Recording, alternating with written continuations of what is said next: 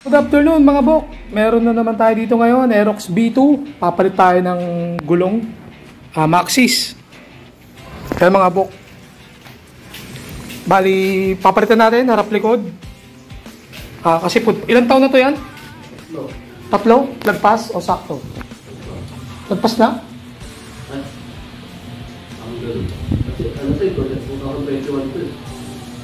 Oh, dalawa pa lang. Hindi, August yun. Ayaw yun, April yun. April 2021. 2 years na pa lang. April, May, June, July, August, September, October, November, December. 2 years and 8 months. 2 years and 8 months mga bok. Ito yung gulong niya. Oh. Sobrang pudpud na yung likod. Ayan. Tapos may kita na yung mga wala na talaga yung guhit sa gitna. Yan, talagang palitin na talaga siya. Palit. Tatlong tusok. May tatlong tusok na rin. Ayun. Kaya pa magpapalit na rin. Papalit namin mga bok, ano pa rin, stock na sukat. Likod 140 by 70 by 14. Harap 110 by 80 by 14. Kasi para ano rin, pero pwede naman kayo mag-upgrade ng 150 or 110 sa harap, sa likod 150. Pero medyo babagal kayo no kasi mabigat na yun. Kasi yung 140 malaki na yan eh. Pag nag 150 ka pa mas malaki na. Babaklasin namin yung gulong harap likod. Tapos dadaling ko sa vulcanizing shop yung may machine para hindi maggasgasan yung mags. Pakita natin step by step kung paano magpalit ng gulong ng Aerox B2. Simulan natin sa harap mga bok. Sa harap tanggalin natin tong front fender tapos tanggalin natin yung para mahugot natin yung gulong mga bok. Tanggalin natin front fender mga bok. Gamit tayong Allen Singo. Ano yung alin mo? Ano? Tanggalin natin yung gulong mga bok. Ito yung sukat niyan 14 mm, 14, kabilaan. Kuha tayong pangontra. Para mahugot natin yung gulong mga bok. Yan natin. Walang umarang sa puto. So, chinap na natin. Tinanggal ko lang mga spacer mga bok para hindi malaglag pag dinala ko na sa vulcanizer. Doon naman tayo sa likod. Ito mga bok, tanggal ko. Habang pinapalamig natin yung mga bok, yung niya, motor, tanggalin na natin itong balot ng gulong para pagdating sa vulcanizing shop, mabilis lang. Yan mga bok, oh. Angas ng gulong. Maxxis. Yan, medyo mainit pa mga bok. Palamigin pa natin, mga 5 minutes pa. Mainit pa eh. Kasi masisira yung mga tornilyo pagka tinanggal natin ng mainit. A few inches later. Tanggalin na muna natin itong tambucho. Bali, 3 tornilyo dito sa may tambucho.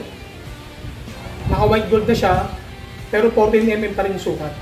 Kahit stock yan, 14mm pa rin yan. Tapos sa tambucho naman sa ilalim, 12mm naman yung kailangan natin. Para matanggal yung nut sa tambucho sa ilalim. Dalawa naman yun. Tanggalin ko muna. Magpalit ng gulong, ilang taon bago ka magpalit. Tanggalin naman natin to mga bok, yung tambucho. 314. Dalawa yung sa baba, isa sa taas.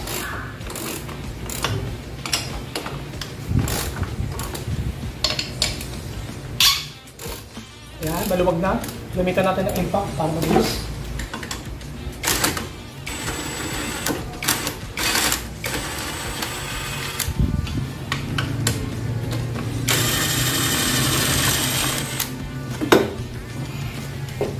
Tanggalin naman natin itong swing arm, dalawang 14 ulit. Tapos dito sa shop, 12. Tanggalin natin mga bok. Luwagan naman natin itong mga bok, rear nut, para mahugot natin yung gulong.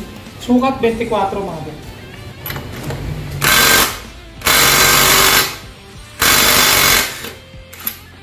Yan mga bok, tanggal na natin. Tapos meron yung spacer. Ito mga bok, spacer. Tapos tanggalin na natin yung dalawang 14. Maluwag na yan mga bok.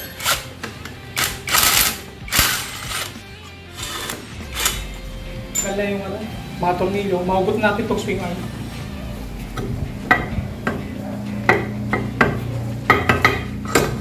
Yan mga bok. Swing arm.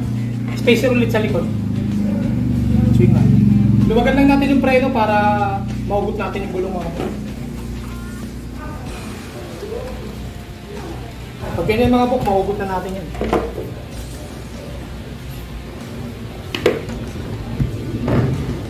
Oo. Yan mga bok, tanggalan natin. At tatali ko lang sa motor ko para madala ko na sa vulcanizing shop. Dito na tayo sa vulcanizing shop mga bok. Machine yung ginamit sa pagkabit ng gulong. Hindi ko na napakita. Bali, yan na yung gulong ni Ian. Nakakabit na yung Maxxis. Pero dadalhin natin yung lumang gulong kasi sabi ni Ian, uuwi niya raw yung lumang gulong. Yan, meron tayong sapin sa upuan ng NMAX natin. Kasi ano natin yan, titape natin yan para hindi malaglag. Dito lang din yan sa Lagro mga bok. Okay mga bok, napalitan natin ng bagong gulong. Tapos, hinugasan ko yung loob kasi puro alikabok na rin. Kasi ito, hinangina natin para wala na rin dumi yung ano niya, brake shoe niya tsaka itong hub. So, balikan natin mga bok. Ano yun? Tagal mo, mga 3 araw mo, nakamot mo. Pag tulog ka, diba? Pag nakamot mo lang, di mo alam. Oo, natanggalin mo pa yung nakatang. Yan mga bok, kabit na natin. Nakabit na yung gulong, kabit natin yung swing arm. Pero kabit ko na natin itong spacer. Yung spacer na. Lagyan lang natin ng konting braso. Kabit natin. Yan.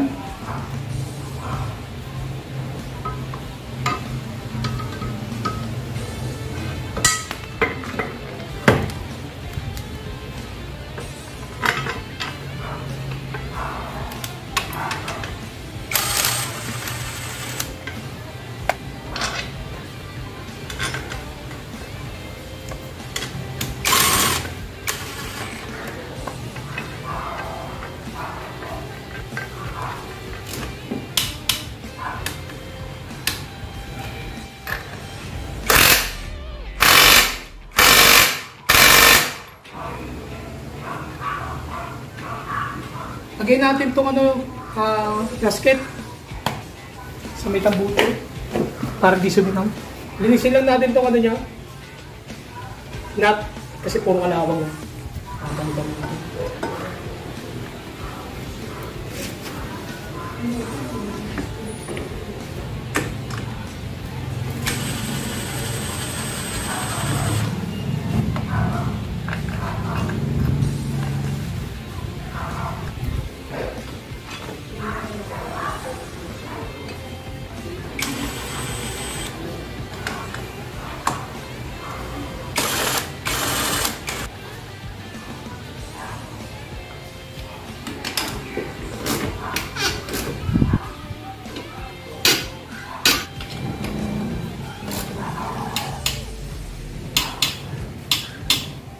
Bok, nabalik na natin yung gulong sa likod, pati yung tambucho, sa harap naman tayo.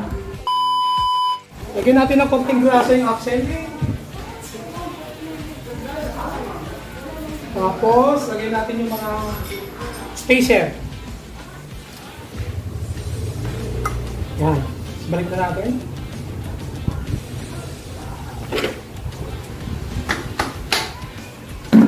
Okay, lagyan natin itong mga bok, yung 14. Kita na natin mga bok. Tapit natin front fender extension. Ay, front fender pala.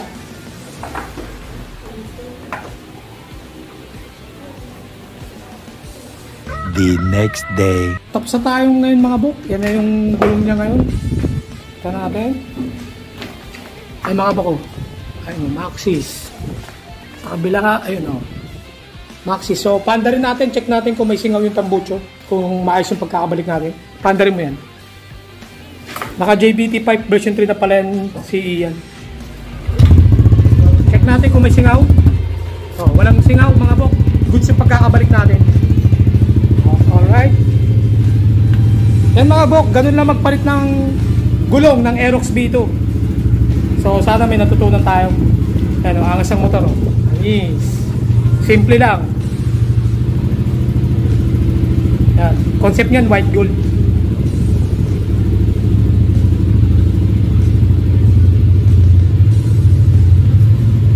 So pag nagyaya yung isa naming tropa na kumpare, si Louie, pwede na makasama si Ian. Kasi nung nag-rides kami nung nakaraan, hindi nakasama si Ian kasi yung gulong niya tagilid. Ay mga bok. So hanggang dito na lang. Baka may shoutout ka yan? Shoutout, Boy G. Oh, shoutout sa Boy G. Ayos na. Pang-ride sa ulit. So hanggang dito na lang mga bok. Maraming salamat.